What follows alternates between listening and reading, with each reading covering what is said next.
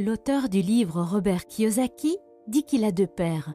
L'un est son propre père biologique et l'autre est le père de son meilleur ami.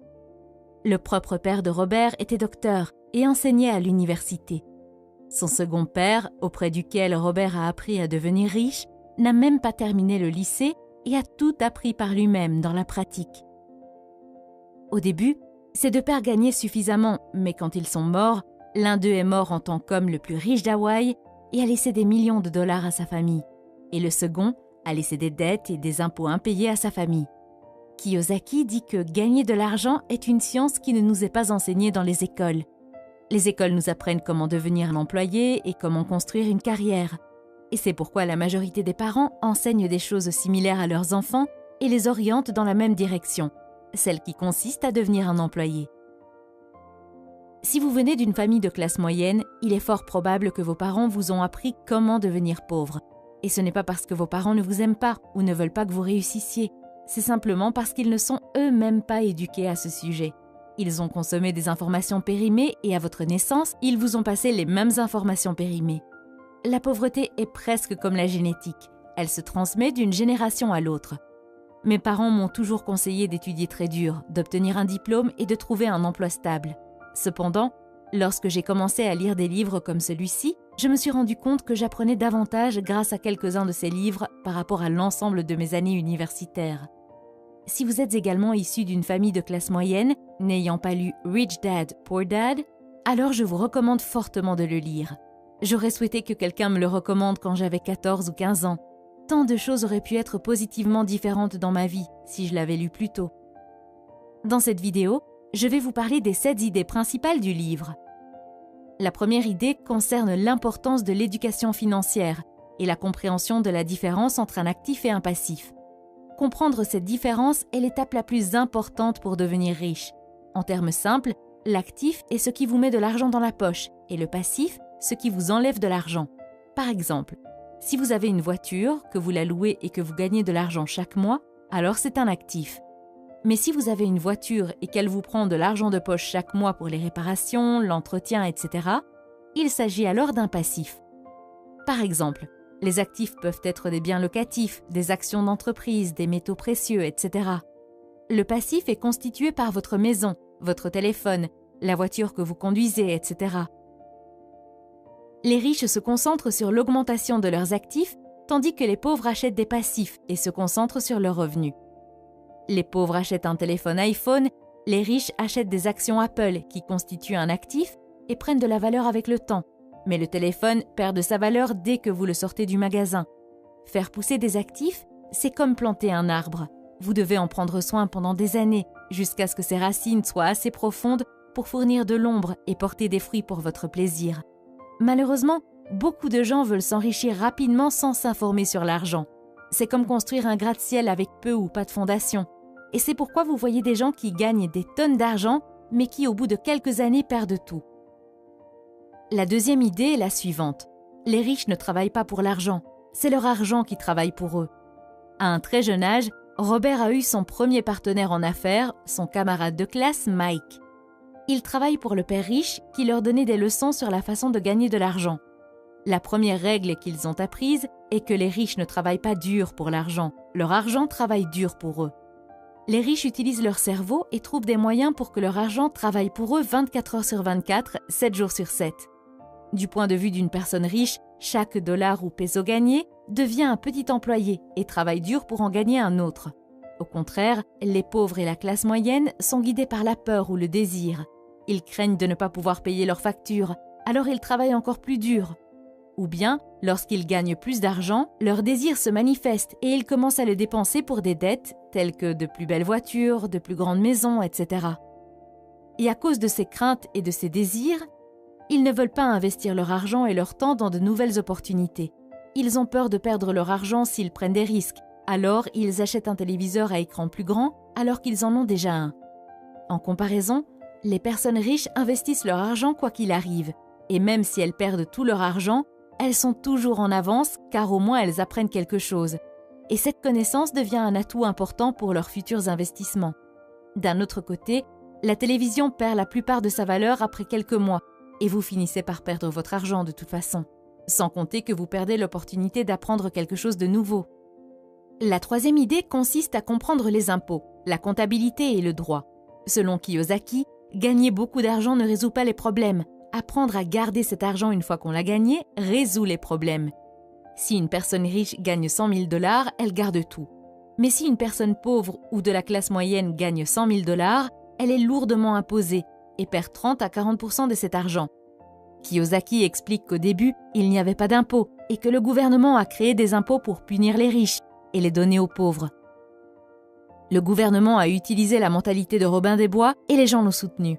Mais les riches étaient intelligents et ils ont trouvé des moyens juridiques de ne pas payer d'impôts. Une des grandes différences est que les pauvres et la classe moyenne gagnent de l'argent, paient des impôts sur cet argent et vivent avec ce qui reste. Les riches, en revanche, gagnent de l'argent, dépensent tout ce qu'ils peuvent et paient des impôts sur ce qui reste. Quatrième idée, les riches inventent l'argent. L'auteur dit que chaque personne est née avec un talent, mais que ce talent est supprimé à cause du doute et de la peur de soi. Il remarque que ce ne sont pas nécessairement les personnes intelligentes et instruites qui avancent, mais les audacieux et les aventuriers. Les gens n'avancent jamais financièrement, même s'ils ont beaucoup d'argent, parce qu'ils ont des opportunités qu'ils ne saisissent pas à cause de la peur et du doute. La plupart d'entre eux restent assis à attendre qu'une occasion se présente. L'idée de l'auteur est que les gens créent la chance. Ils ne devraient pas attendre qu'elle se présente. Il dit que c'est la même chose avec l'argent, il faut la créer. Cinquième idée, travailler pour apprendre.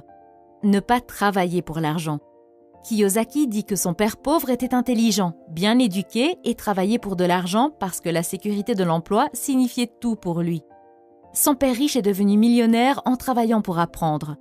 L'auteur recommande aux jeunes de chercher un travail où ils apprendront plus qu'ils ne gagneront, notamment dans les domaines de la vente, de la communication, du marketing, de la comptabilité, des dirigeants, etc. Au cours d'une interview avec un journaliste, Robert Kiyosaki a appris que celui-ci s'efforçait à devenir un auteur à succès. Il a réalisé qu'elle était une grande écrivaine et qu'elle devait poursuivre dans cette voie. Elle lui a dit qu'elle avait essayé, mais que cela n'intéressait personne. Il l'a accidentellement offensée lorsqu'il lui a dit de suivre un cours de vente pour qu'elle puisse se promouvoir. Elle s'est mise sur la défensive. Elle lui a répondu « J'ai une maîtrise en littérature anglaise. Pourquoi irais-je à l'école pour apprendre à devenir une vendeuse ? Je suis une professionnelle. Je suis allée à l'école pour être formée à une profession, donc je n'aurai pas à être vendeuse. Je déteste les vendeurs. Tout ce qu'ils veulent, c'est de l'argent. » Et elle a fait ses valises. Robert Kiyosaki a gentiment fait remarquer qu'il était l'auteur le plus vendu, et non pas le meilleur auteur. Cette déclaration n'a fait que l'exaspérer davantage, et l'interview s'est terminée sur ces mots. Le monde compte de nombreuses personnes talentueuses et prospères, médecins, avocats, dentistes, et pourtant, ils ont des difficultés financières. Mais comme l'a dit un jour un sage consultant en affaires, ils sont à une compétence de la grande richesse. Si vous associez vos compétences à l'intelligence financière, à la comptabilité, à l'investissement, au marketing ou au droit, vous pouvez devenir très riche. Si cette journaliste avait plutôt choisi un emploi dans une agence de publicité pour apprendre à vendre, elle pourrait créer une grande richesse grâce à ses écrits. Le père riche dit « Vous voulez en savoir un peu plus sur beaucoup de choses. À l'école et au travail, on attend de vous que vous vous spécialisiez. Ceux qui obtiennent des promotions ont tendance à être des spécialistes. Cependant, le père riche de Robert Kiyosaki a toujours recommandé le contraire. C'est pourquoi, au fil des ans, Robert a travaillé dans différents secteurs de l'entreprise de son père riche, où il était censé assister à des réunions avec des avocats, des banquiers, des comptables. Pour le père riche, il était essentiel que Robert connaisse tous les aspects de la création d'un empire. Idée 6. Les personnes qui évitent l'échec évitent aussi le succès. La plupart des gens ne gagnent jamais parce qu'ils ont peur de perdre ou d'échouer. Si vous regardez la façon dont les humains sont conçus pour apprendre, nous apprenons en faisant des erreurs. Nous apprenons à marcher en tombant. Si nous ne tombions jamais, nous ne marcherions jamais.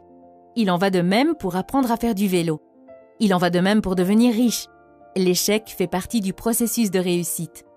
Kiyosaki dit « Je regarde mon jeu d'argent comme mon jeu de tennis. Je joue dur, je fais des erreurs, je corrige, je fais encore des erreurs, je corrige et je m'améliore. Si je perds le match, je tends la main à mon adversaire, lui serre la main, lui souris et lui dis « À samedi prochain ». Je connais personnellement de nombreuses personnes qui ont essayé de créer leur propre entreprise mais qui ont échoué et ont fini par abandonner après 3 ou 4 échecs. Je suis toujours étonnée de voir comment ces personnes s'attendaient à réussir après quelques essais. Abandonner après un échec à 3 ou 4 reprises, c'est comme commencer à aller à la salle de sport pour se mettre en forme, mais après quelques jours, on abandonne parce qu'on n'a pas vu de résultat. Si vous voulez vous mettre en forme, vous devez être constant. Vous devez changer votre programme d'exercice s'il n'est pas efficace. Vous devez essayer un régime différent. Vous devez essayer un autre entraîneur jusqu'à ce que vous trouviez ce qui vous convient. Malheureusement, les gens n'appliquent pas la même mentalité lorsqu'il s'agit de se mettre en forme financièrement. Idée numéro 7. Ne vous concentrez pas sur vos revenus, mais sur vos actifs. Les riches à long terme construisent d'abord leur colonne d'actifs, et ce n'est qu'ensuite que les revenus générés par la colonne d'actifs leur permettent d'acheter leur luxe. Les pauvres et la classe moyenne achètent des produits de luxe à la sueur de leur front et avec leur sang. En d'autres termes, si une personne riche veut acheter une voiture de luxe, elle ne l'achète pas tout de suite. Il achète d'abord des actifs tels que des entreprises ou des biens immobiliers, et si ces actifs génèrent de bons revenus, il les utilise pour acheter la voiture. Il se concentre toujours d'abord sur l'actif. Si vous avez aimé la vidéo et souhaitez voir d'autres vidéos comme celle-ci, n'oubliez pas d'aimer cette vidéo et de vous abonner à la chaîne.